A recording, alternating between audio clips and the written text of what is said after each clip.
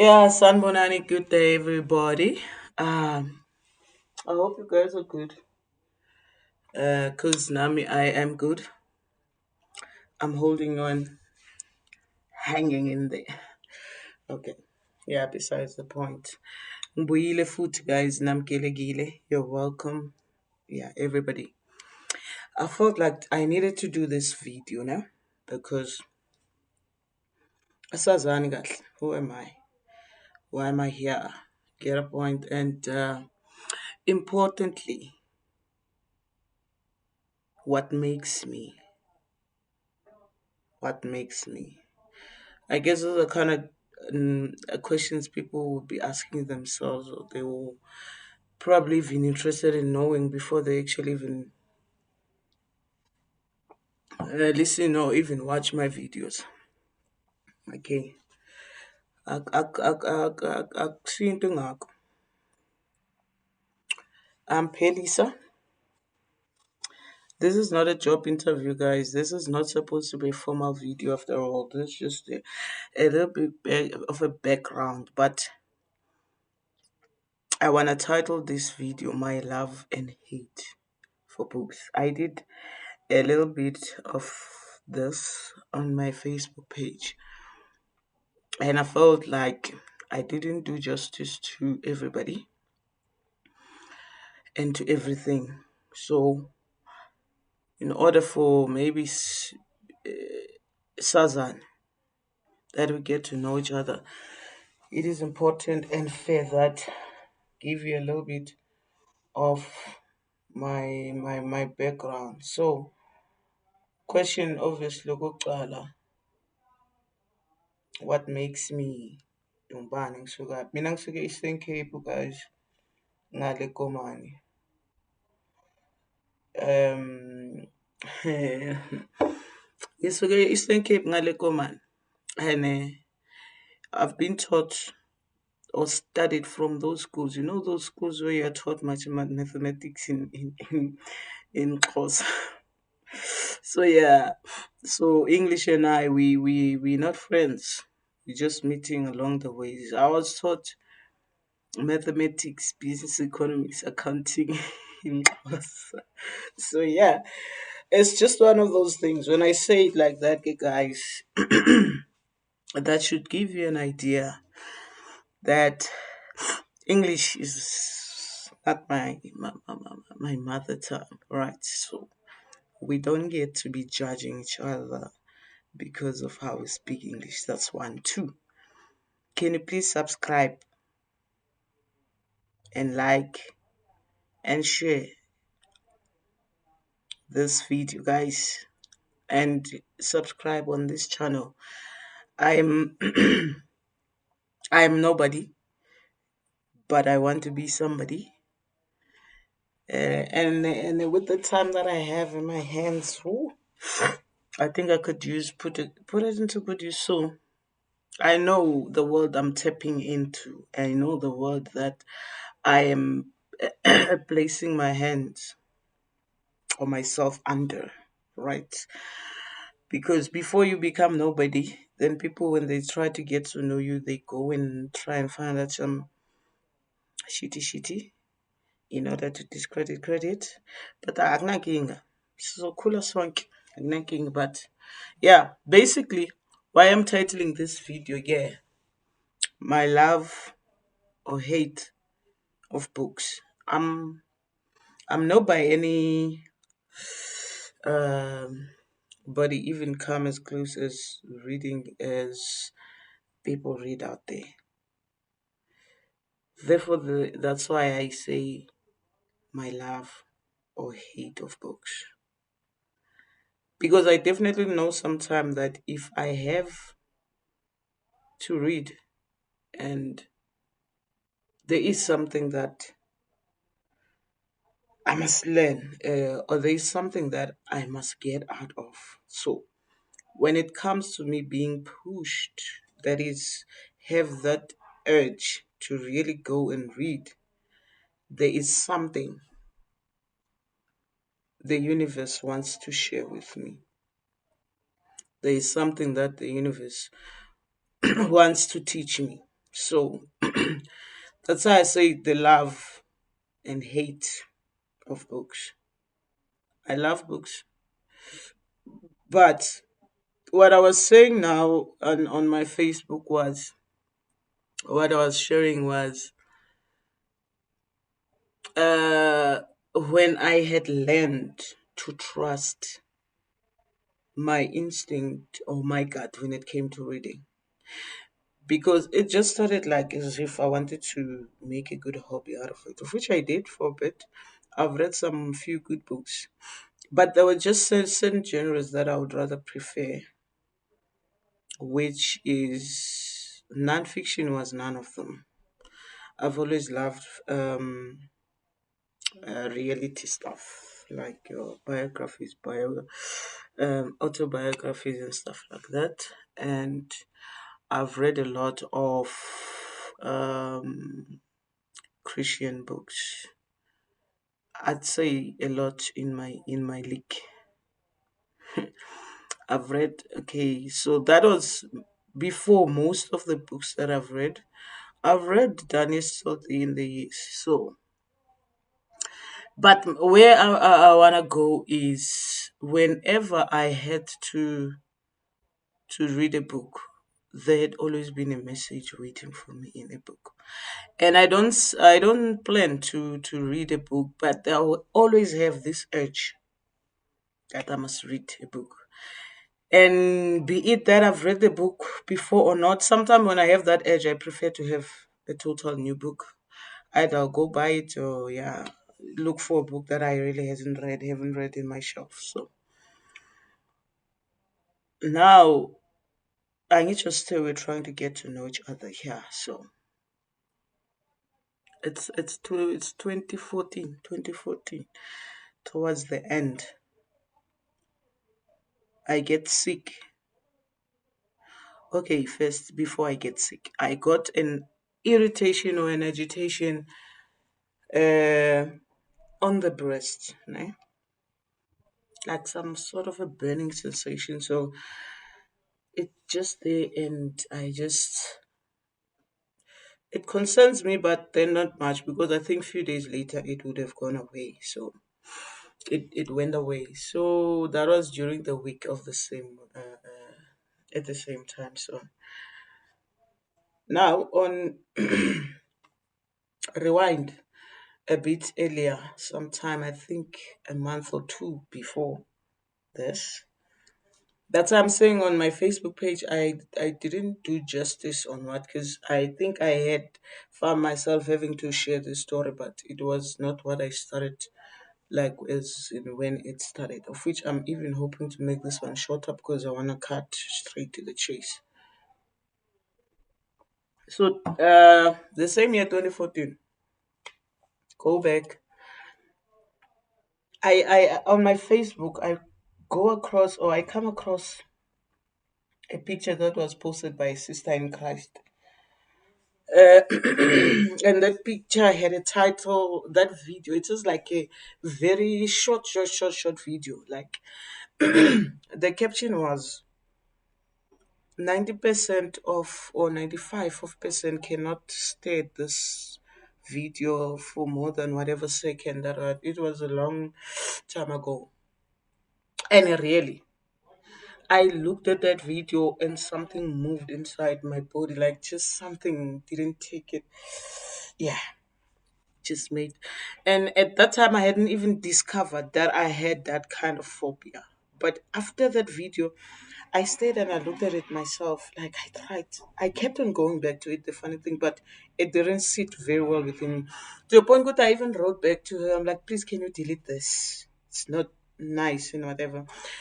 Okay, I think she asked me why and whatever. Then I think she deleted it. But because I had commented it on it or something, but there was still a way where I could still get to see the video. I then asked my partner at the time, I showed him the video.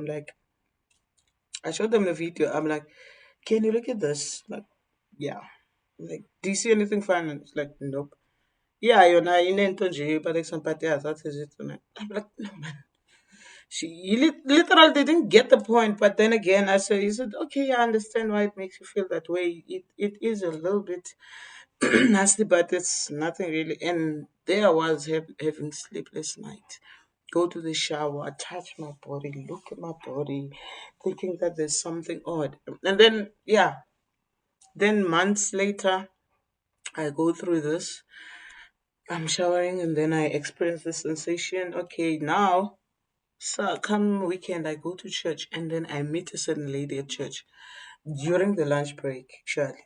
She came to me, like I know her, but we were not of people that normally would have conversations or something. She's like, I pose, sorry, hi. Okay, all right, I'm good, thank you. And how are you? I know I'm fine. And she's like, Pels, when last did you do a mammogram? At that time, how old I was, however old I was, and now this is when we're already staying here in Kempton Park. So I'm like, mammogram. The name does ring a bell, but as to what it is exactly, I had no clue. I'm like, no, what's that? He explains. That. He's like, yeah, have you done it? I'm like, no. Why are you asking that? No, because I had a very funny dream about you. That you had a problem with your breast. And I'm like, what? Like, yeah. And it was a disturbing dream. Please go check out your breasts. And then I was like to her, because I hadn't shared this in the house. Like when I had that burning sensation and stuff, I just kept it to myself because I didn't think it was really something, but it was like really burning inside. So now I was like, tell her, "What ish, that's strange that you have that because this is what I've experienced during the week. But then it since went away. There is no feeling or even pain or anything." She's like, no, just go and check it out, please. I'm like, okay, I'll go Monday. Monday, I'm debating to myself whether I should go to work or I should go check this thing out. But either way, I go to the doctor. And now it's sometime late November, early December. So 2014. So I finally go to the doctor. I went to the GP. The GP checked and checked because I tell him I have this. Of course, I didn't say somebody dreamed about like, no, I have experienced a funny sensation on my breast and I don't know what that is. And I'm concerned. And then guy says, is it still there or is it now? Like, no, I'm like, no, it's gone now. It's quiet. So, okay. We went into the examination room. He examined my breast. I'm like, no. And then he was like, no, you are fine. Your breast is fine. I didn't feel any irregularities or something like that. Think you're good to go. Maybe it was just maybe you didn't bump onto something. I'm like, no. I'm like, okay. Then I go back home. The time continues. I go back to work. There's nothing the whole week. I go to work. Some other time during the following week, I'm taking a shower. And in the shower, when I was bathing, I'm like, no, I know, Guti. I Baba, I've got the basketballs. In his pee wee, but there's definitely something not right here. I started examining myself, the breast. I'm like, nah, there's a lump here, definitely a lump. And then now in me, I'm like, but I was just at the doctor's and the doctor said they didn't see nothing. And I kept quiet. I kept on, and I think few days, and no, it's not going away. I then shared this with my partner, then suggested that we need to go check it out. So I went back again to the same doctor. The doctor looked at it and said, yeah, definitely this time there is a lump. But on the last time, on the previous time, and I could agree with him because even though I was the last, there was no lump, there was no way. And this one, I felt it myself before I went back to him even. So when I got there, and then the doctor said, like, okay, I'm gonna refer you to a surgeon, to a doctor. Send me to a specialist, wrote me a letter and said, unfortunately, now it's 16th of December, and those guys are already closed to open in January. Oh. And then now, guys, why am I saying this? Ne? Rewind. Before this whole ordeal, I'd started to read health books. Uh, it's said that some of them I don't have them on my shelf or I've left them somewhere. I started reading health books, which was the first very book I read was by Dr. Ben Carson, Gifted Hands. And when I read that book, he was describing of how he feels whenever he is a neurosurgeon. He was describing of how he is when he is in that theater room and having to operate on somebody. The way he would feel like his hands are being taken over by somebody, and that it was like not him that is now doing this procedure. It felt like somebody took over their life or their hands, I mean. And he would go through that process with such an ease and calmness and everything. And he went on to say that I urge you guys that you must pray for your surgeons, for your health staff, because there's this tendency that we tend to take things for granted. Whenever we are gonna go to a hospital, you're like, no, I'm going to a professional. I mean, they must do the right thing. We expect them to just automatically do things right. And then he said that there is a lot of pressure there because, excuse me, you are another human being. You have somebody's life and given the kind of surgeon he was a neurosurgeon. He's like explaining what really goes down whenever he has to break somebody's brain open and operate on. So it's like that is a very critical moment and it's a very scary moment. So he would say a little prayer before and then he would start, and then when he's there actually you'll then start feeling he's into this, and then he would go with it as ease as if somebody is actually assisting him. Then he was like, guys, it's important to pray for your surgeons, for the people that operate on yourself, or people that have to deal with yourself, with your body and everything like that. So I had read that book, and I had read another small little book. I cannot remember the title. Yeah, Health and Wellness. This is a book actually. This was Health and Wellness. It talks more about health and everything concerning health. And at the end of it all, it talks about the mental health. Just I think the very last chapter. But the whole other parts of the book they mainly talk about what's my time? I have to prepare for a seminar later on. So talks about that on the very last chapter. And then all the same I read other books which was amongst those it was Ministry of Healing. And when I read those books, I was feeling something offish about me, but couldn't place really any finger to it. And then I read also another book that I just saw it and I loved the title, which is about Psalm 23. Psalm 23 has only got six verses, right? Psalm 23, verse 1 to 6.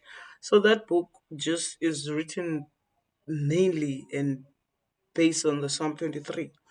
So every verse makes out a chapter. Every verse makes up a chapter. So there was this chapter that says, I'm not sure it's verse Bani, but it's the verse that says, even though I walk through the valley of shadow of death, I shall fear no evil. I read through these books of K and then I'm like, okay, that's enough. I would always get myself a break in between, or depending on my appetite, really. Even now, I haven't read much, but I know myself whenever I start to read, I make sure I enjoy the book. I can go as much as long. For me, the time I had to spend reading the book and the content, the quality that I get out of reading the book, the quality is much more important to me than having to rush through the book. I guess it's one of the things that that's the kind of person that I am. Basically, everything that I try and do it to the best of and get the best out of it. Yeah, so I guess that's just how it is. So now I read that book, and then in the midst of that, I now go back to my being sick. I had to wait the whole December for me to be able to consult with a specialist because they had closed at the time. I saw Felemanyadin. Okay, so okay. Then my love to hate for books journey kind of began because as I read a book, it was like it had to prepare me for something that was coming. I read, let's now go to Dr. Ben Carson, The Gifted Hands and the Surgeons and All. I read that book, right, my guys, because I enjoyed his writing. Before I had read his book, one was it Think Big? Yeah, I think it was Think Big, if I'm not mistaken. It's one of his, but I'm not sure. So I'd read that book before, so I kind of got to love his way style and his kind of motivation. And I read that book about surgeries and stuff. I got sick, guys. After that lump, I had to go through I don't know how many tests. I don't know how many tests to a point where when the doctor referred me to a specialist and the specialist were I'm not really know or sure what's going on, but I look at my video, it seems like it's doing something nasty. I don't know. Then that specialist came back in January. I literally had a terrible December while everybody was celebrating. You know, we had this culture of having to meet up as just as a family. Nje. People would reflect in their years and in their past year, and then they would share their achievements, their challenges, and how they get over that and everything like that. And there I was just sitting, not knowing what to say, and it was terrible. So a family member had referred me to um, a workshop or whatever in Sentin. They were going to be discussing this book, Mind Power. And then he shared like bits. He had his copy with, and then he shared the scenarios or the stories that were there of how people had used their mind to help themselves and to assist. After we have actually shared what was going on and what they've discovered, the doctors. Then he said maybe you can try the book just to change and to I don't know why this video is disturbing me. It is, and as I talk, it tends to do that, or what? I don't know. So he said that you can actually have a look at that book and then go and attend that seminar in Sentin, which we did. And then we got the copies of the book. The first book I bought, it was from that seminar. I don't know really, guys. Let me look at this.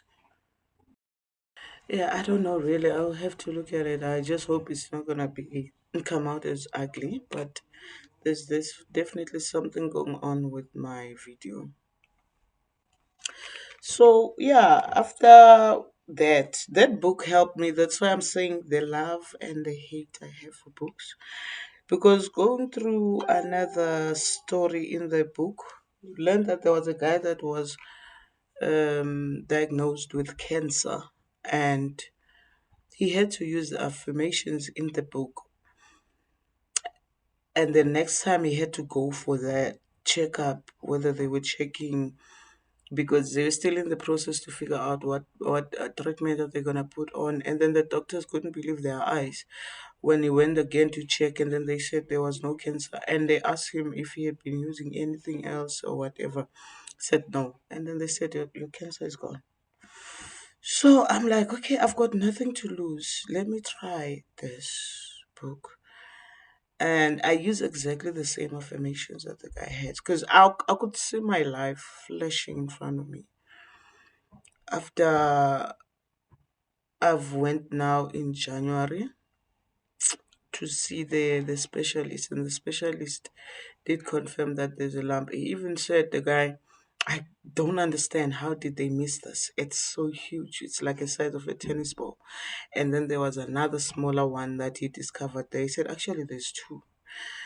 So he said, I don't understand why they missed that. I even said, Mina, personally to him, I'm like, Doc, I think I cannot be blaming these people, because even I myself, when I was there the first time, I didn't feel anything. Besides, I went there because there was this uncomfortable sensation, which when I went to the doctor, it was no longer there. So the doctor said, okay, either way, I cannot do anything to you. We need to figure out, because if it's cancer, I must refer you to a relevant doctor. So I kept on going with the tests. Test after test, they couldn't pick up what was going on with me. And lapho ngiyashona ndiyagowa. Ngiyaqonda, gosh, strong. Because now here am I sitting with a lump that I've already perceived in my mind that it's cancer. Just I'm waiting for confirmation. And in that process, the only thing I could do was to read. I don't remember how many books I had to read. This one, your mind power, I literally read it. I stopped exactly. I didn't go any further. When I got to the scenario, the one that was diagnosed with cancer, I stopped there. I kept on repeating that chapter. I went and reread that story, how he told it, how he had done it, how he had actually managed to actually as an icon and you affirm, because sometimes you just stand there and like everything is getting better every day. Every day you get a point. Things that you don't really sometimes get to grasp it or to believe it. And then I once said to myself, okay, I've got nothing to lose if I'm gonna die, which it looks straight like I'm going there now. Let me give it all my shot. Give it all. Let me do the best that I can. If it works, thank God. If it doesn't work, it wasn't gonna work. So I gave it my all. I remember I'll be standing in front of the mirror every morning saying that thing. Every day is getting better. My body is aching, and I'm starting to develop funny things, patches under my feet.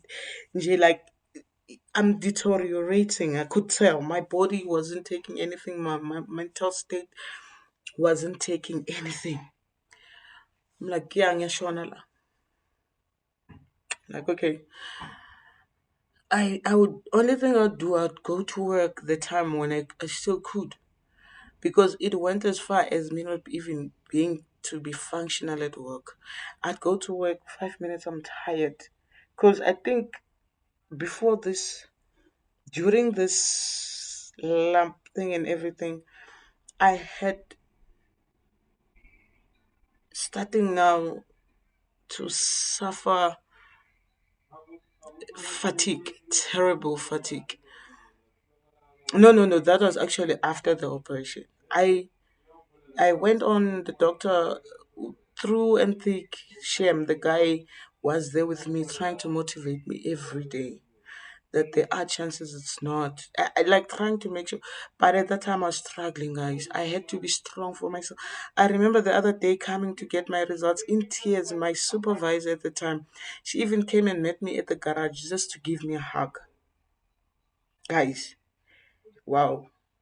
That lady, ne, I was still working at Avis then. Literally, I've been missing work terribly, feel bad about it. And I'll call her after and when you look at it, yeah, my mind wasn't functioning really, but physically I was so able to walk. I could still do anything. If it was somebody that was unfair, she could have been like, hey, get your ass here. We need you to work. But I'd go, she would see how drained I was emotionally, And she supported me. I'd go through this test and come and tell her, well, this is what the doctor said. They still can't figure anything. Guys, the only thing that kept me was the reading. I was reading to a point, Oguchi. I remember the other time I read 3 books back to back in 1 week, which was the first thing I've ever done in my entire life. It was between biographies, autobiographies, and memoirs. So, like, that's the only thing that kept me going. And finally, because I went to RVIP, they did the test. They still established that something is wrong with the breast. There is something abnormal to the breast, but they couldn't tell whether now the lump was malignant or what. After so many visits to the doctor and reference to, he then said to me, when I need to go to Little Mary for the tests and the MRI, ne? And now me when Gizoya Lapaya guys, I had to wait because that hospital was it's I think it's one of the best, and it's not easy to just get a date as and when. Yeah, well, so I literally had to stay and wait again. Ngigula nginjalo. And I stumbled across another book. Uh-uh. I didn't stumble across another book. I because I was reading them books. So because this one, the mind power, I had parked there at the point where the guy was getting managed to get or heal himself of cancer using his mind and using affirmation. So I'd park there, and then I'd go to the Psalm 23 one. Psalm 23, they'd be like, even though, and the narrative of the lady or the author, I can't remember whether it's a lady or a guy, she'd say, they would say, sometimes we get just scared because of the shadow. That it doesn't say the verse, even though I walk through death, it says through shadow of death. And then Tina, we become so afraid to the point that we take the shadow as of its death on its own. So I parked there. I would use that to motivate myself and give myself strength and give myself energy just to go on. Okay, agreed. Manage, okay, to get to Little Mary. I'm trying to cut it short, guys. There's so many other tests that I had to redo, redone, whatever. And at the timing, yeah, go on. Okay, fine. Get to Little Mary. Little Mary, they do the MRI. They first, they first had to do the mammogram just to make sure on their own. But I know Vele, it's not clear. Then they put me through the MRI. MRI came out and it did show the thing is, but didn't show whether it was a cancerous or it was a malignant thing. So now I had to go to Glent biopsy. Sat there in the bench. And the doctors did me justice and favor there. They didn't book me for a later date. They said, okay, wait, they will figure out if maybe we can just quickly push you in because we've understand what you say you've been going through throughout this whole thing of having to find out and not knowing. So we'll do it for you. We'll find space. So I waited there. Very later on, they came and said, "No, you can come." Then I was in a little cubicle, so they someone came there and did it for me while I was there. And then when they pulled that thing out, that liquid, then one of the doctors looked at it and then they discussed. I'm like, "Ah, but it doesn't look cancerous." It's, I was looking for anything, guys, to hold on to, anything. And the doctor said, "No, we don't. We're not stating anything now, but this looks different from the things that we normally see whenever maybe it's a cancer or whatever. But we'll figure out once this has gone through to the lab, and then we'll be able to determine which we'll have to wait for. I think I waited for about 7 days or something. But I always looked to hold on to this, just those small things. My week became better. I'm like, if they have a little bit of a doubt about what they saw, there must be a hope at the end of the tunnel. I didn't want to go with that negative side altogether because at that time I was still holding on to being strong, and I had to be strong. I wanted to remain strong.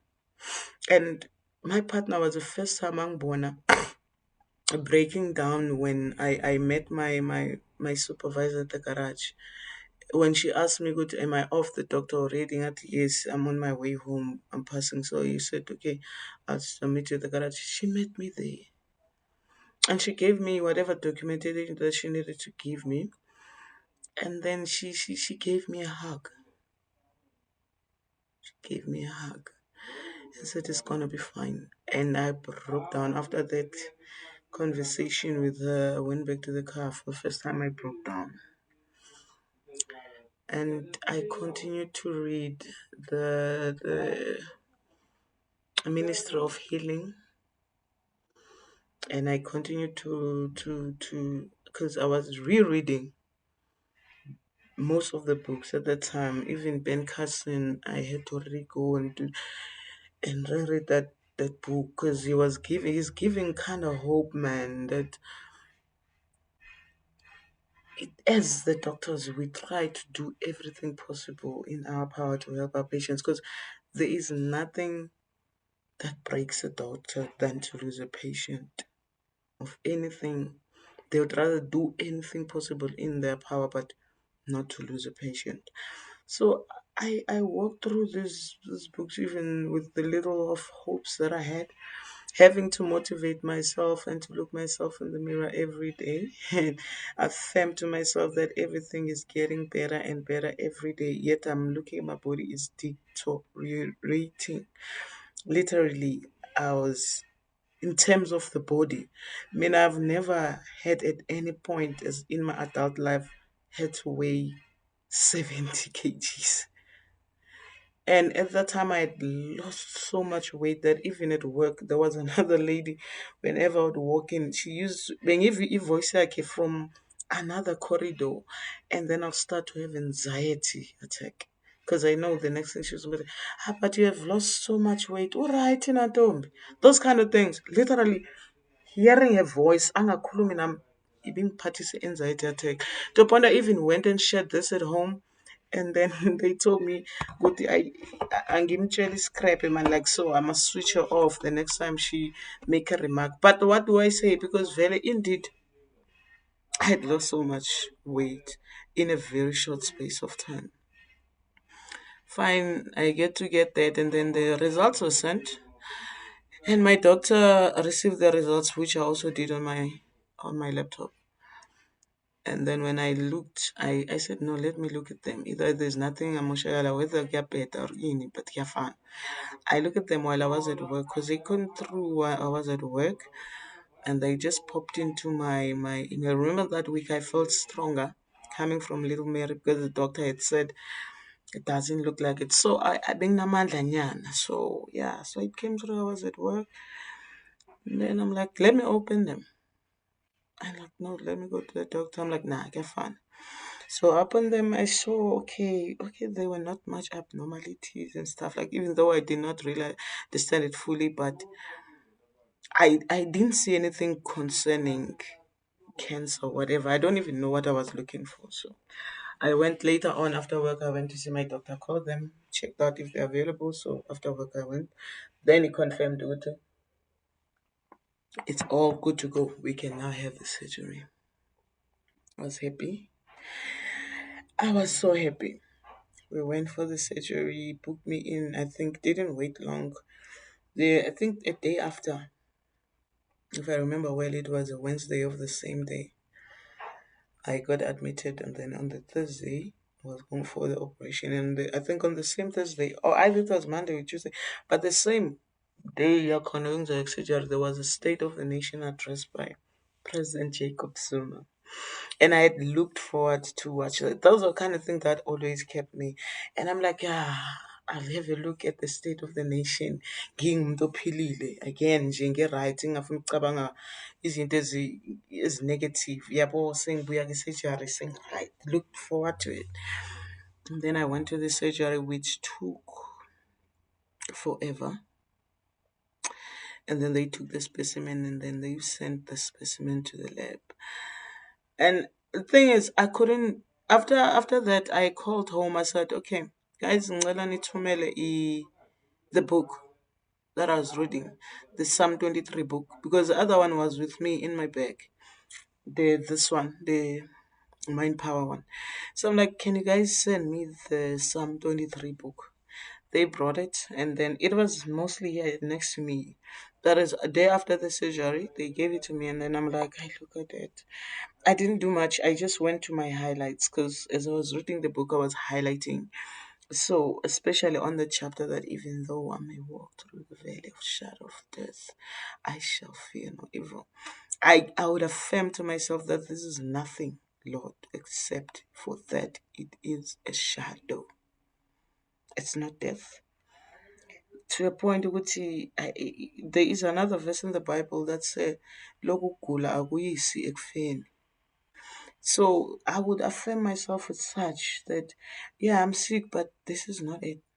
I would not. And at that time, yeah, I was so highly anxious, like in a way. I even got so scared the next day. I think after the third day, hospital doctor came to check me. I'm like, "Doc, I don't feel well." He's like, "Why? What's the problem?"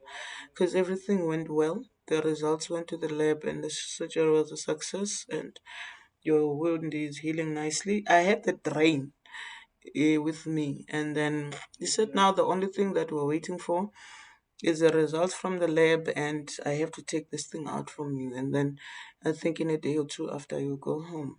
And I'm like, "No, for as long as I'm here in hospital, I don't think I'll recover. Gosh, can I go home?" Doctor didn't fight here much. He just tried to show me the advantages of remaining in hospital, but I couldn't hear none. I went home.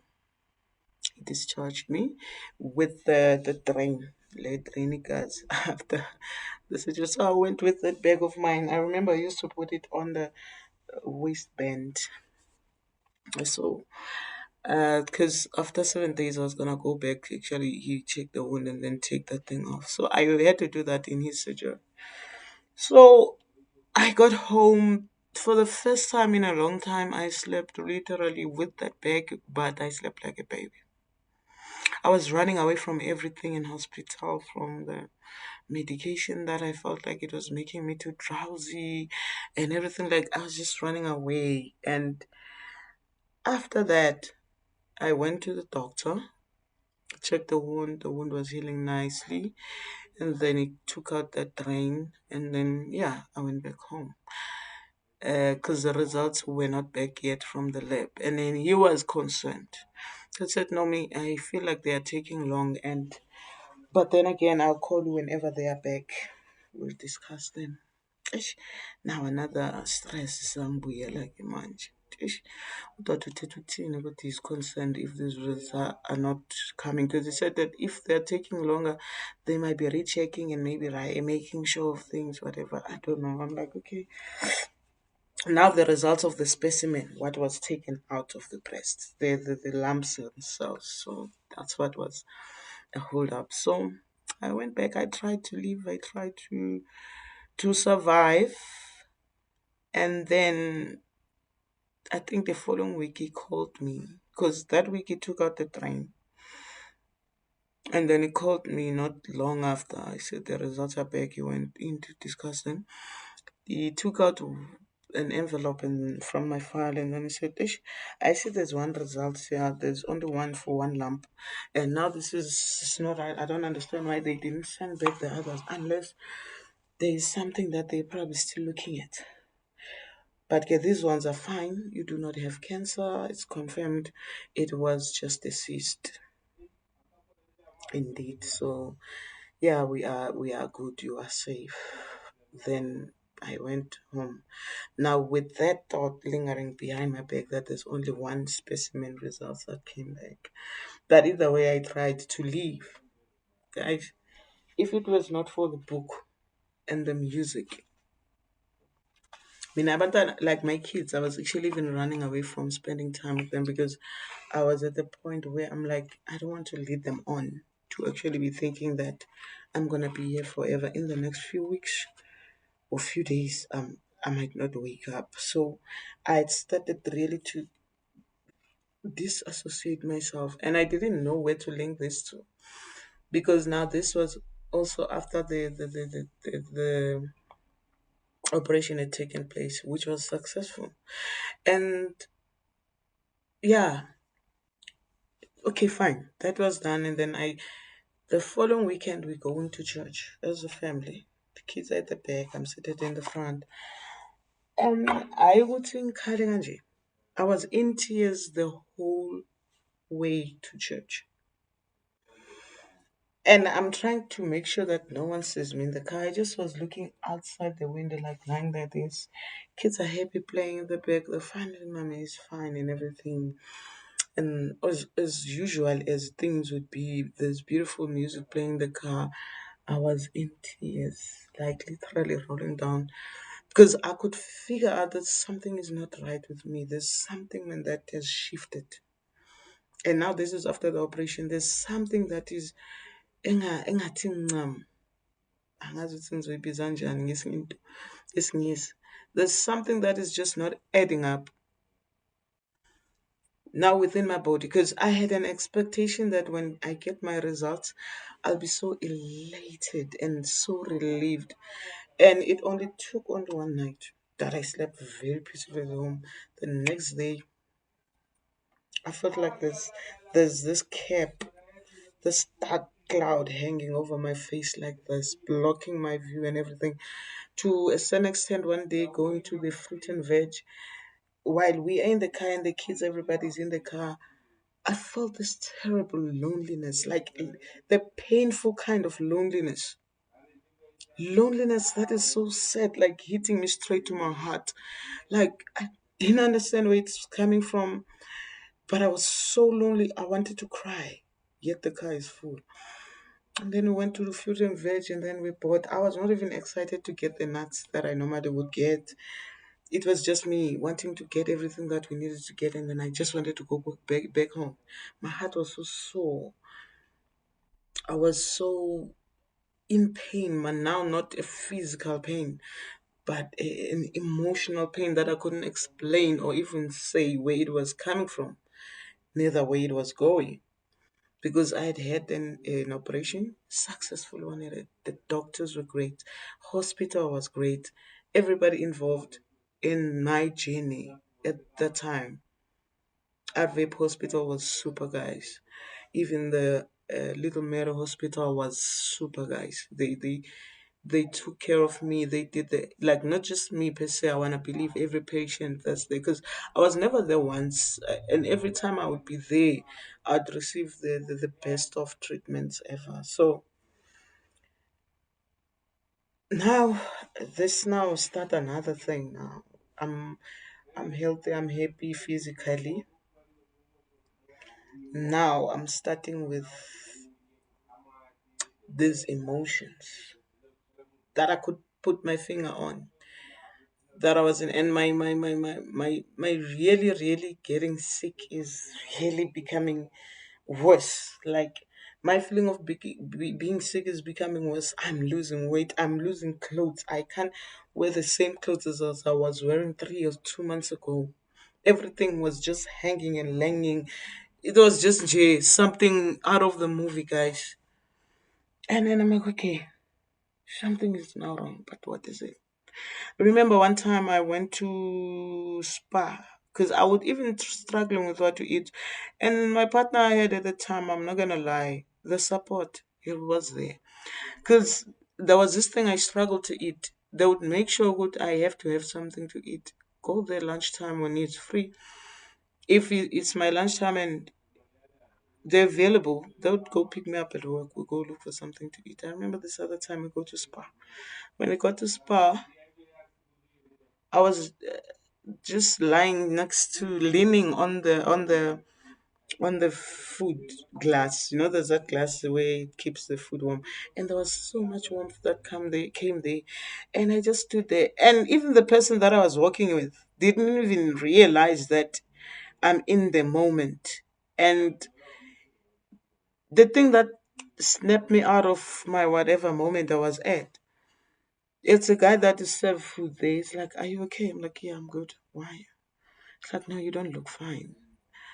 I'm like, "Ish, no, I'm gonna be good." And then when I look around, I'm like, even the person I came here with, I just say, "Kola." I went inside the shop trying to look okay, fine. They were at the till, then got there.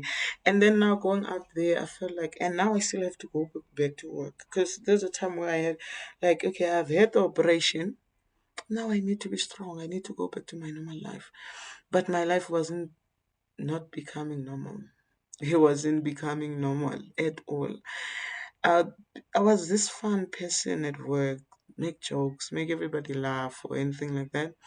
And at that time, what was now taking place or happening, I was getting to a point where during lunch times, I'd go to my kind of parking and I'll cry myself to anxiety and call. We had an employee wellness program. Then we had therapists that would go. I'll call them and tell them I'm not well.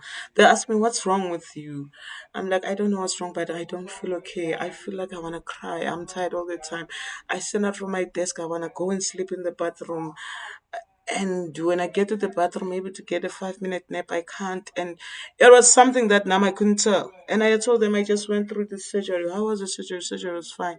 How is your wound? Is it healing? Yes, it's healing. I'm good. There's no pain. I'm good. But I don't know what's wrong with me. I would explain to them the way I could. It feels like I have this shadow over my head that I can't shake it off. And I just want to get home. I go to my room, I close the door behind me, I make calls to try, and I would call literally everybody whom I think I can. But I understood that they can really help me. I'd be in tears. People will be praying with me, people will be sending their love messages to me. And you guys, it was the worst time of my life. That's why I believe that I have been given a second chance in life.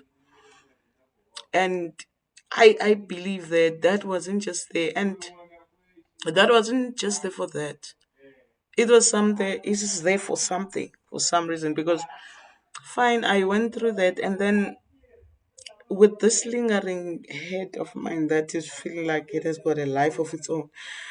I woke up the other day, not feeling well. This head of mine is loose. I'm like, how will I make it to work? I'm like, okay, let me not go to work. Let me go to the doctor. I went to the doctor.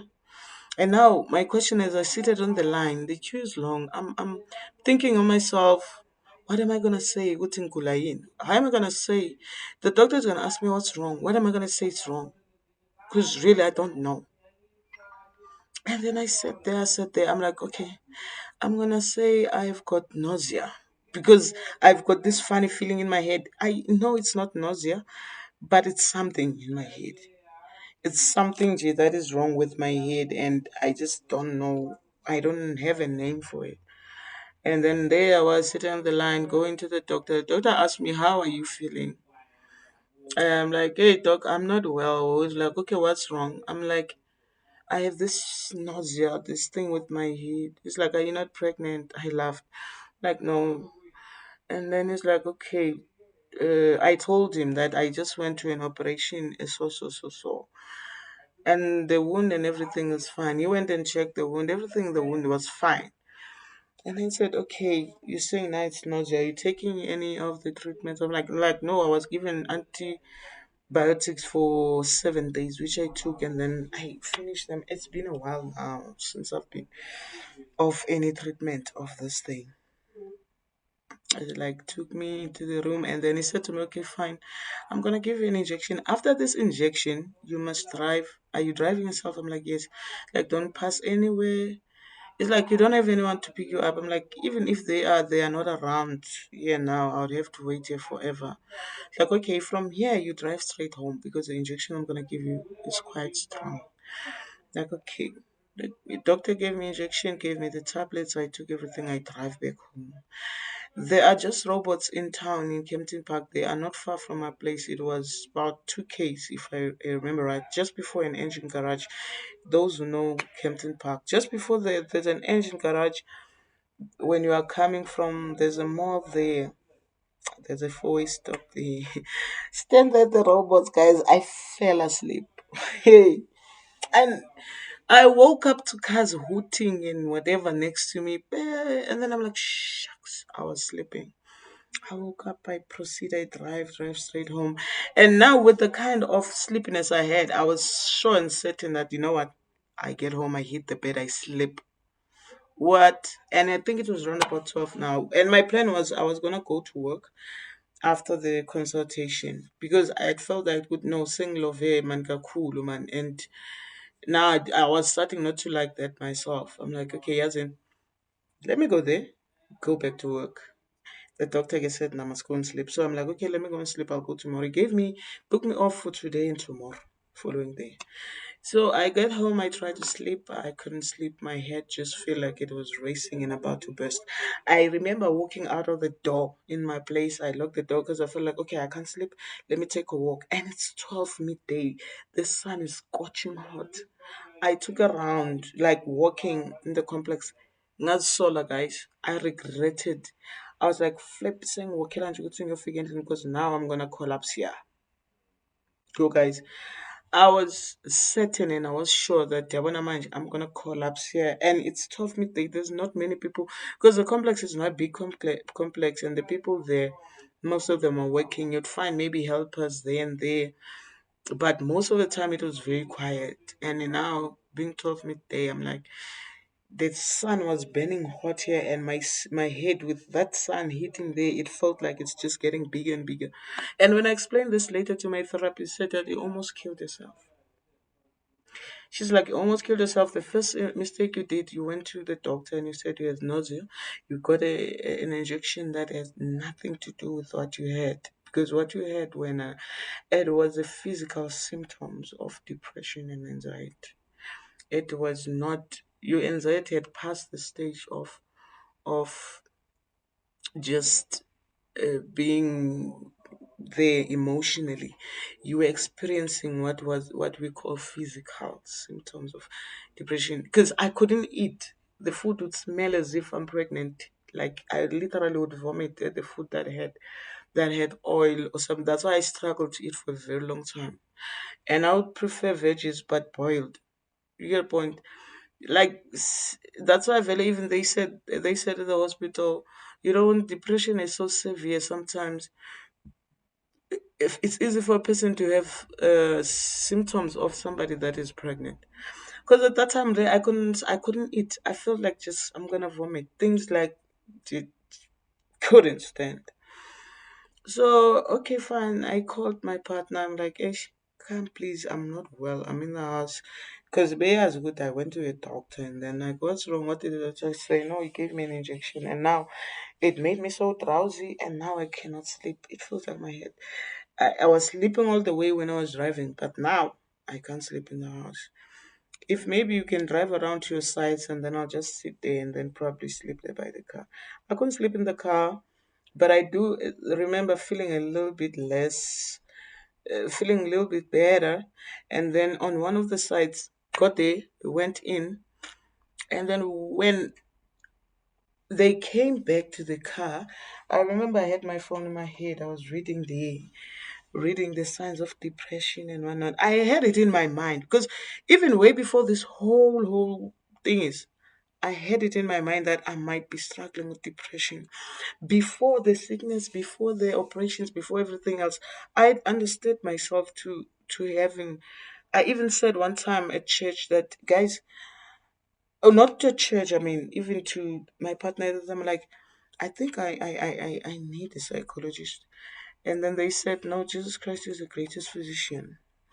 And I'm like, no, I'm not being welcomed fairly here. So I'm like, okay, try. And then, okay, I forgot about that. But then at the time, Bebuye Yonke Baba, it went to even pick up the cousins, even the grandkids of anxiety and depression. They all came and be like on me. I'm like, Yabana, this time, you are not going anywhere. We caught you by the balls. And then okay, we went, and then he went in one of the sites, and then coming out from the site, as I was watching that depression thing, watching the phone like that, I think I fell asleep. I don't know, even up to today. That's why I'm saying if I fell asleep, it must have been a minute or two maximum. Because I was reading, and I remember it being in the car. I didn't want the cold air, and I closed off the windows because I didn't want the cold air and stuff. Windows were closed, so when Abu car, they come back and then they will open the door, and then I woke up. I'm like, wow, I'm healthy. I'm healthy. I'm healthy. I'm like, it's like what? I'm like, yo, I haven't felt like this in the longest of times. The depression and whatever that I was feeling, every the things that I was feeling before we came here, they're gone. All of them, I'm healthy, I'm happy. Tomorrow I'm going to work and I'm fine. I feel fine after a very long time. They look at me like, are you sure? I'm like, yeah, I'm sure. I'm good. I'm 100%. I'm like 110%. I feel happy, excited, and all. I feel like I've never been this healthy before. Guys, I was at a point where that was actually before my admission. We know when we go to church, there were some cemeteries we used to pass. I used to pull my seat backwards and slide the back. I didn't want to see the boats. I already knew where they would be. I wouldn't want anything to see because in my mind I was like, soon enough I'll be lying there. So I didn't understand what's going on with me. Okay, pass there, and then we come. He comes. We're like, okay, if you feel better, then let's try and get something to eat. Because remember, I was sad. And then I'm like, yeah, it's like, yeah, actually, yeah, I think that's a good idea. Let's get something to eat. Went to get veggies because those are the things that I've been trying to nibble in between. The veggies from Pick and Pay and stuff. I tried them like, nah, mm-mm. Like what? I need something dryish. So, like, okay, vegetarian burger from Steers. It appeals just the thing of it to my mind. Okay, maybe that one. Went and got that burger. I guys, I ate burgers that day. The 3 days.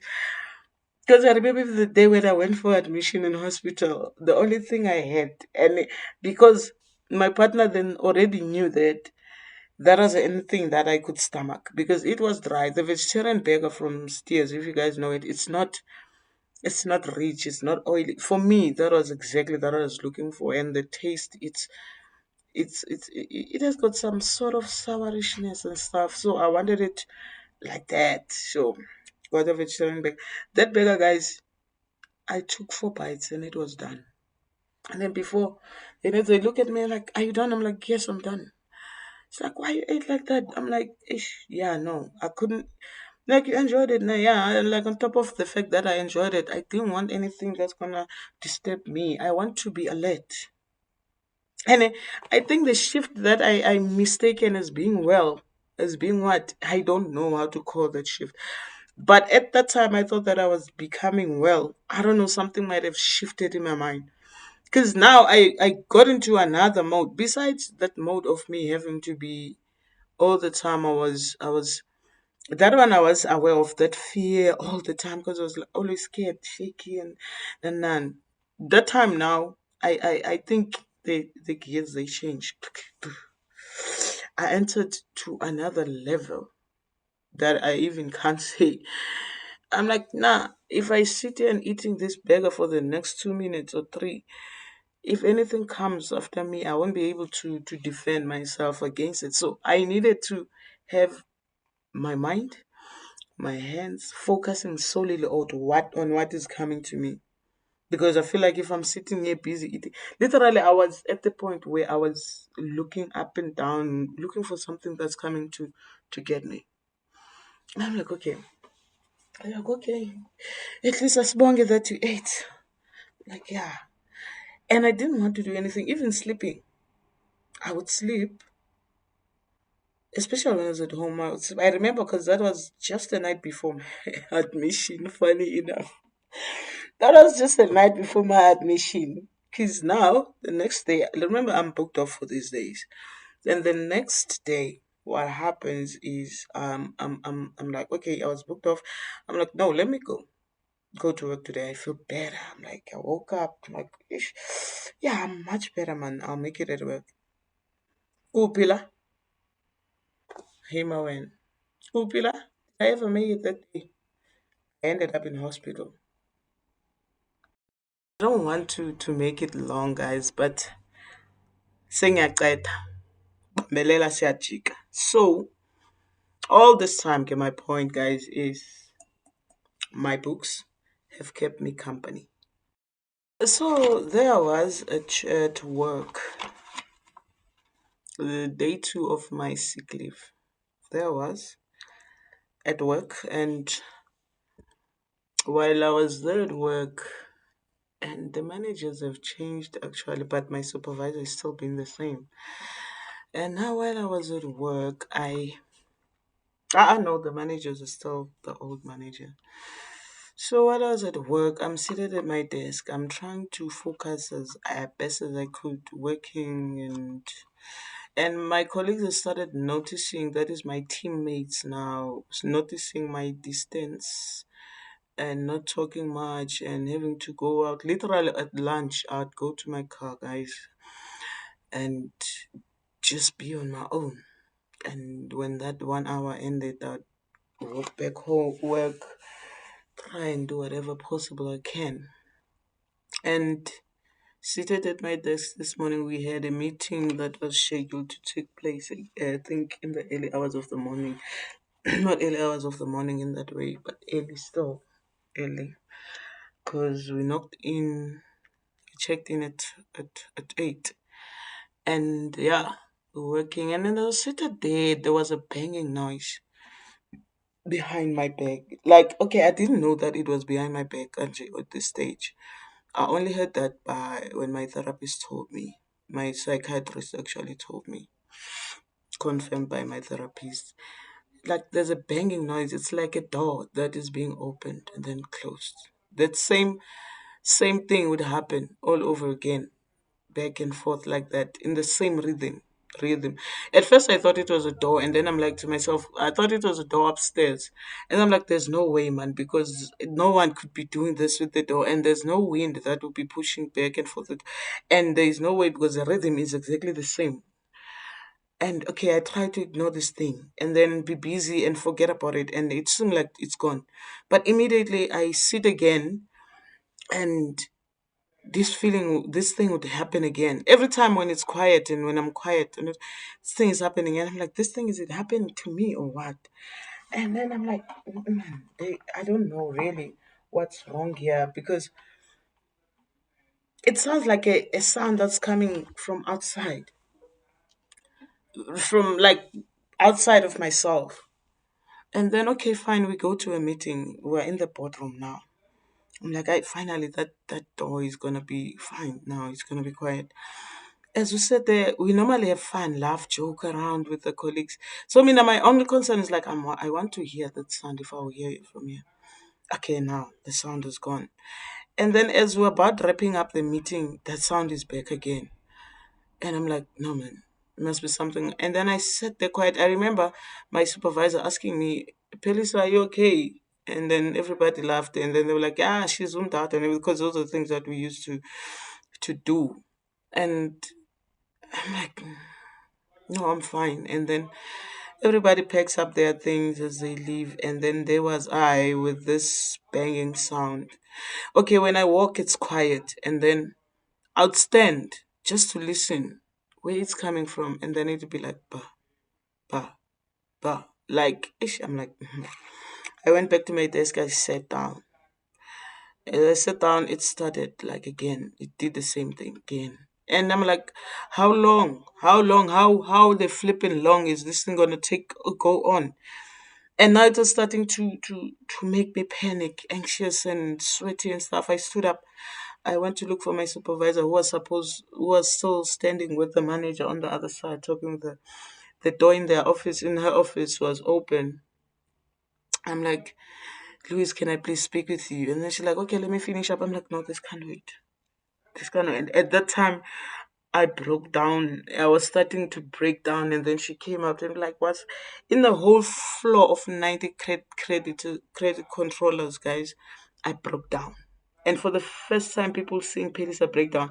They've always been seeing this strong Phelisa, strong-willed person, very jokey, very happy person, man. I'd be coming to work singing and joking and laughing, guys, and that Phelisa was gone. That Phelisa had broken down in the floor of so many people, and others, they never even noticed what was going on for a long time. And that day everything was just out there in the open like that. And then they took me in to the office and then started to ask me, who can I call to help you? And they called my partner, and then who else? I'm like, I don't know, do we have any psychologist? I'm like, no, not at this point, but I know of uh of a placement that another lady from church went to. It's somewhere in Pretoria, and ngiyakhala lapho, like I'm in tears. I'm a mess, guys. And my my supervisor then called my partner, who then advised them, ukuthi, it's the first time this has ever happened, but they must call Vista Hospital and nan you get a point. So they called Vista, and then the lady on the other at the reception, they probably given the situation, and then they had to transfer the call to a certain therapist that apparently had happened to be there at that time, the only therapist that was available at the hospital at that time. Though they spoke with her, and then she wanted to talk with me. I spoke with her in tears, breaking down, hearing nothing of what. If she tried to calm me down over the phone, ask me who's there to help me, take me, where am I? I'm at work. How are you gonna get home? Somebody's gonna come pick me up. Okay, that person must come and drop you off here. And yeah, just grab the few things that you can at home. Come straight here. I got to Vista at 8 p.m. Then they admitted me the same day. I got to see my therapist after 3 days of being in the hospital. So after I'd literally, okay, been there 3 days, the therapist came and see me. I think it was 2 to 3 days without seeing her. And then she said to me, I couldn't see you the previous 2 days because I needed the medication to kick in, because from the phone, what I had and the state you were at, there was nothing much we were gonna get into. You were so highly worked up. Tell me what happened. I didn't get to say much besides the fact that I just went to an operation now, and I'm supposed to be healthy. I am healthy, actually, you'll feel physical and not. Which then she told me it was a post. Okay, she said there's a possibility or chances that then it's a post traumatic uh, stress or depression, whatever. Then we went on sessions, and then when I related certain things, then she would pick up certain other things. And but then she told me that was just a trigger of everything that has always been there. After everything that which had happened to me, that I became sick, triggered some lot of other shitty can of worms by my life. And thank God to that lady with the beautiful soul, guys, loving, caring. Yo, at some point, ke ba ba ngathi ufuna bayi-crush nobayi-crush. Oh, but yeah, no, it was just me and my but I for a bit being here, like manje singing right. I always looked forward to those sessions just to take a good look at her. Cause yeah, now wow, yeah. Besides anything else, I think yazi inhliziyo idomjani. Once umuntu abe kuyicala, like at the side where she helps you get a certain point of your life in order, it's very easy to fall. So yeah, she been nothing more than just a crush. She never even get to know that. And then yeah, and then about the banging door, because she asked me what had happened yesterday. You're the day I got to be admitted. I told her about the banging door, banging sound, and everything like that. And then she said to me, "Yeah, no, that was actually your veins. That was your vein. Your whatever vein that was hitting it was going to burst. Remember, you've been through that." And then the fact when I told her about the day I was walking in the sun, my head feeling, it's like, Pelisa, you are lucky, one of the lucky people that you ended up having to be here and get the help. And my stay there, the first admission yam at Vista, guys, it was the worst. It was a night. No, no, no, not the institution itself. In terms of me, na personal, guys, I was seeing things, and I remember it was my first time starting to take antidepressants, and then yeah, in my journey, Valley 2014 and 15. Just after that, just after that 2014, just after that 2014 and 15 ordeal, then Mina, I had to be admitted after the. But that's a story for another day. After the admission at Vista, remember I went earlier for the breast surgery, and then after the other one, it was Vista, which was the most. I thought to myself, I didn't see myself coming out of that one. I even said to my partner, she mustn't tell my siblings because I don't want to worry them or stress them, because remember they are thousands of kilometers away. And the last day, my brother, the last week, my brother had found out. He was so emotional and he became so teary, and I cried again. The next morning, when the therapist saw me, she asked me what had happened to you, because I can see you are back, few steps back. And then I told her what happened, and then she did ask me why didn't I want to tell my family, because I was like, I've this is what has been going on. I've been distancing myself from everybody that loves me, because I have this thing that I'm gonna die. So I don't want them to be attached to me because I'm gonna die. Guys, they need to, like, while sitting at Vista, my friends, share my family, they've been there. Like, those who'd come and visit me, I was literally out of it. The anxiety, the fight or flight mode that I had to learn via my therapist that I was at, that whenever I ate, I could either I won't finish that food or I'll finish it in a very quick. If I'm really, really at the point where I'm hungry, I'd finish it very, very quick and fast, because I didn't want anything on my way. The sleeping tablets that the nurses were giving me at night, I'd be like, no, I don't need the sleeping tablets, because the way I sleep like a baby, and I don't sleep a wink. I could hear them every visit that they'll come and make during the night to check on the wards, because on the wards were two, and then like the Vista is very nice, guys, and elegant. We're just two of us. It's like a B&B of sorts, and like the nurses would come probably check on us two, three times a night, or even four. Like, just open the door. They wouldn't even come in. Just open the. I would hear every bit. And when they're giving me sleeping tablets, I'd be like, no, I don't want a sleeping tablet. Because saying lala like a baby. Lapo, I don't sleep. You find that when it's morning now and people, I must go and attend my sessions and stuff, I'd be wanting to sleep because I didn't sleep the whole night. So I felt like I needed to be in control of sorts. I felt like, because I was, anxiety would hold me even, like, let's say I get a bit of sleep. And in the middle of that, I remember this other time I was sleeping with my headsets on because I was listening to music. I woke up to another anxiety attack that was terrible, terrible, guys. So it's just one of those things. And at the end of the day, my books, they kept me company, including this small, small book here. That's very, very small book here.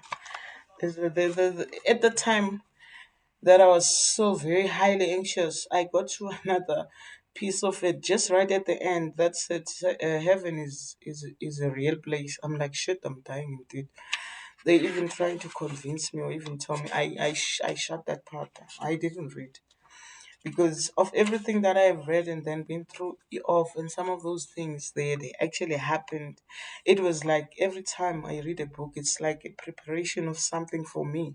So I'm like, no, I can't be reading that part. I'm not ready to go to heaven. So for me, books, guys, have always been that. It's like caution or a warning of sorts. You know, others they get their messages through various things. Others it's water, others it's prayer, others it's church, others it's prophets. You get a point. But every time I had to read a book, for me, a book is like a revelation of something. There's no way it could even be just a small part of that book.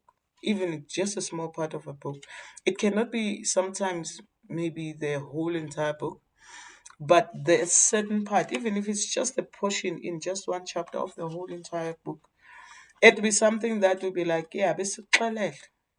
When something like that happens at a later stage, and then I recall, and it happens that I would recall that moment reading that in that book, I'll be like,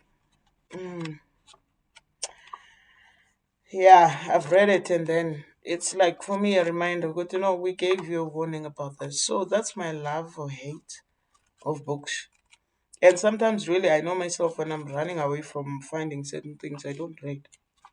I just don't read because there's sometimes you find that I'm not ready for anything new. You find that I'm going through a lot on my own. So now if I go and read a book, it's gonna give me something, and then it's just but then at the end of the day I end up not being able to really run around away from that. Because either way it will come out by any of the things, whether it's music or what, but mostly books. That's where my love or hate for books came.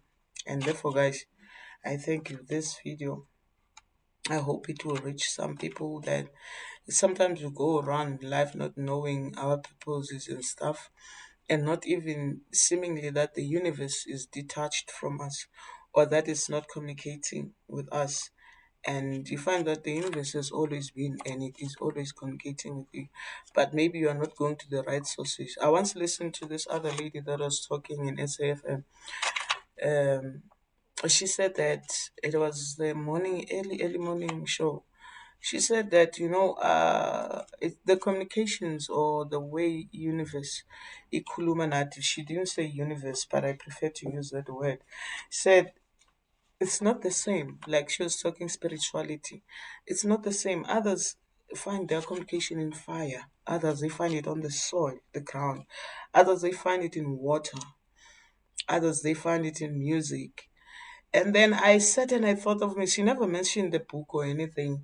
And then I said to them, like, said to myself, others, they find it in books and reading. Could be any book, any kind. I could pick up a Bible and read a Bible and get exactly the same message that probably is meant for me. Just like the other person next door can do the same. There are those that are gonna get their messages from books. There are those that are gonna get their messages from plants, from trees, from birds. You get a point. But the universe communicates, guys. Universe communicates, and there is no way if you sit down and you listen, you become honest with yourself, you would think that when I was humble and just saw him, there is no such a guidance, or there is nothing that reveals things to you. It might not be also what mama abanye ngamadlozi, sometimes ingangabi ngamadlozi, or ibe ngamadlozi through books, ibe ngamadlozi through music, ibe ngamadlozi through fire. You get a point. But the thing is, there is no one that does not have. If you still haven't figured it out, I urge you to go sit down and look, and you'll find that it's just there. It's just there. And sometimes I wouldn't say it's something that you really must love or love. For me, I'm a reader, guys. I love to read, yes, but I don't read as often. There are people that are readers, guys. There are people that don't go a day without a book. I mean, let alone going a day. I even go months without even touching a book. So, but I know that whenever I do touch a book, the time I do, there's something awaits for me there. There's something for me to get out of the book. And the moment I woke up to say I need to read a book, there's something. And I read. That's why most of the time when it happens that I start to read, I don't just read to finish a book and tick a box to say, yeah, for this one. I read. I have a pen. I have a book. Even on the book itself. That's why it's difficult for me to borrow people my books because they have all my life. Some of them they have my entire life on them. So I make my notes. I make my things, guys. It's important to you.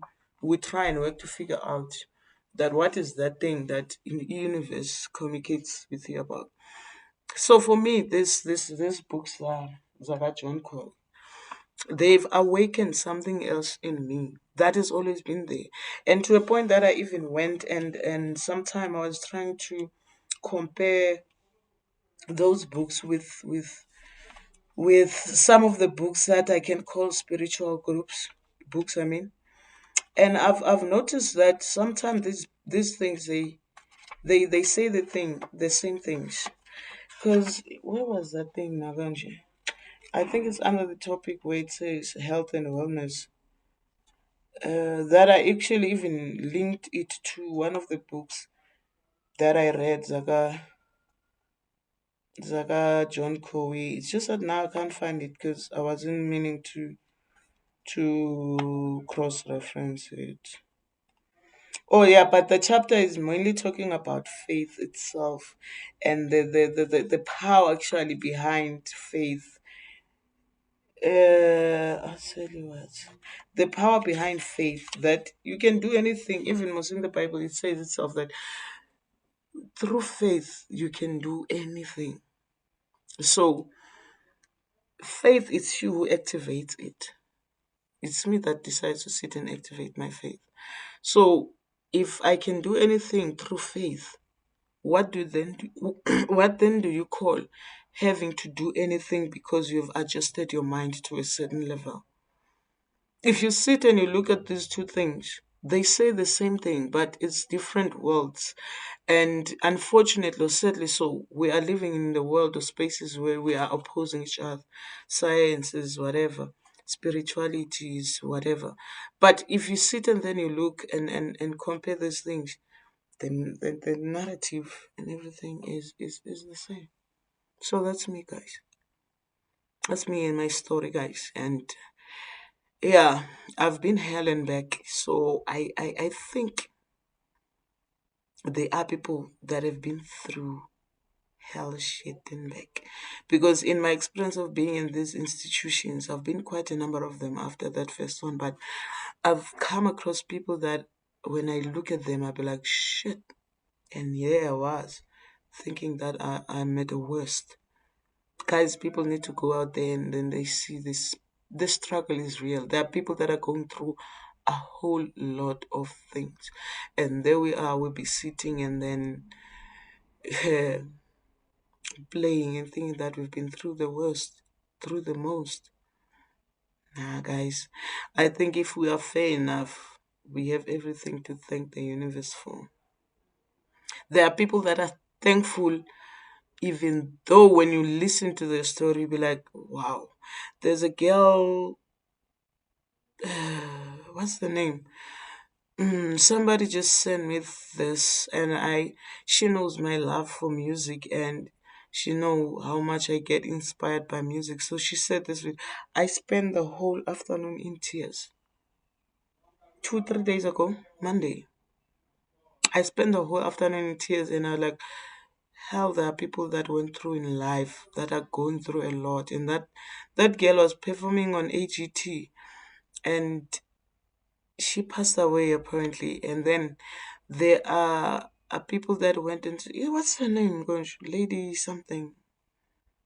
I forgot. But you sit and listen to such stories, guys, and then kube khona thina laba that we go and nag and cry for what? That you have bread but there's no butter. Guys, seriously, I think we've got everything to be thankful and to be grateful for. And I had to learn that the hard way. There were times in my life where I even sat with myself and be like, Pelisa, you are over this, but I think you're holding on to this feeling or this because of the pity that you have from people. And that Pelisa, you're no longer depressed. You are okay, you are over that. That happened and it was because you had to go through the things you went through in life. You've dealt with that through therapy. You've had some help. But for me, to me, it sometimes it will feel like I've held on to those things just for maybe selfish reasons.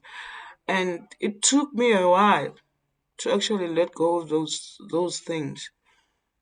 To learn to let go. Like it's like and after whatever therapy, I don't know, physiotherapy of sorts. But now you can walk. But you still believe in yourself that you cannot walk. When you stand up you want to stumble. No, yet now you've healed, you're okay to go to walk, but you still, because your mind has always been like, no, I cannot walk, and you still keep, and you hold on to that thing that you cannot walk even though you can walk. I think it's another struggle after the everything that happens with mental health. People I've noticed, even in my circles, or not even my circles, the people that I come across with, when I look at them, sometimes like, nah, this one is healed. But the problem now is the letting go of that experience or whatever that had happened. That attention, I think maybe they enjoyed it or we enjoy it. And then after we have been healed, we're still not willing to let go of those things. I was hurt by a moment when I realized, because before I couldn't think about my mom and don't cry. That was way before the therapy and everything, even a little bit after the therapy. But after the therapy and everything that I went to, I became hurt that I can even talk about my mom and not even share a little bit of emotion in terms of cry and be of feeling somehow about it. That I can talk about my mom and don't cry. I felt like something was wrong to me, like with me, I mean. And no, there was nothing wrong with me, and there's nothing wrong with me. It's called healing. It's called healing. Some of the things, even though we'll still like to hold on to them, but they are not really worth it, guys. It's a matter of we heal from that, and then we move on from it. It's a different thing that sometimes I wish to address to our fellows like Kitty that struggled with depression at certain points, and that still live their life believing that they're struggling with depression even today. And then when you look at somebody, you're like, nah, this is just because after all, you are not going to be exempted from struggling with, like, be stressed or something. But it doesn't mean that because you have stress that particular day, you like automatically depressed. There's two different things, and stress is a way of life that one you cannot get rid of. It's one thing that I wish sometime we can talk about. I don't know when, but there is that tendency of wanting to hold on to that older Phelisa, the one that was depressed and nine, the one that you get a point. I don't want to let go of certain points because those things. What I understand, because those things, they to a certain extent they almost form part, or they were almost like a part of my DNA, and that I have a mother that passed on and that I loved so dearly, and that when I think about it, I cry. But there's a time where when then I have to let go that thing, it feels like a certain part of my DNA is being taken apart or ripped apart. There's nothing wrong. It has to come to that at some point. That's when we can sit down and be like, nah, I've healed. I've healed. Because if I don't get the same emotion as I would when I was not healed, then I get a different or to a different point. That means now I'm healed. And there's nothing that's wrong with accepting healing. But I think some of us, we still reject healing because we want to hold on to certain things and we don't want to let go of certain things. Guys, tomorrow I'm driving back to P again. It's going to be a long weekend, a very long one. But I love you guys. I love you. I love all of you. You must take care of yourself, take care of the truth, because the truth will take care of you at the end. I love you guys and thank you for watching.